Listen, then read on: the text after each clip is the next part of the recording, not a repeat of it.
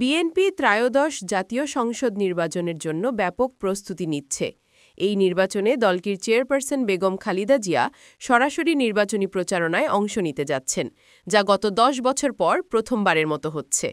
তার নিরাপত্তা ও স্বাস্থ্যের কারণে একটি বিশেষ বুলেট প্রুফ মিনিবাস জাপান থেকে আমদানি করা হচ্ছে, যা কাস্টম ডিজাইনে প্রস্তুত করা হয়েছে। এছাড়াও দলটির ভারপ্রাপ্ত চেয়ারম্যান তারেক রহমানের জন্য একটি বুলেট প্রুফ গাড়ি আনা হচ্ছে। এই যানবাহনগুলি ব্যবহার করে খালেদা জিয়া নির্বাচনী সফরে যাবেন এবং তার সঙ্গে থাকবেন নিরাপত্তা কর্মকর্তা, ব্যক্তিগত চিকিৎসক ও সহকারী দল। দলটি তফসিল ঘোষণার আগেই তাদের প্রায় ৭০% একক প্রার্থী চূড়ান্ত করার প্রস্তুতি নিচ্ছে এবং অক্টোবরের মধ্যভাগেই মাঠে নামার পরিকল্পনা রয়েছে।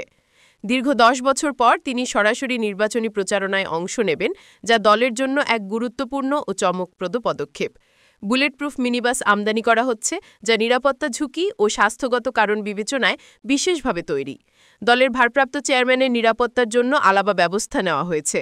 তফসিল ঘোষণার আগেই ৩০০ আসনের মধ্যে ৭০% প্রার্থী চূড়ান্ত করার প্রক্রিয়া সম্পন্ন করতে চলেছে দলটি।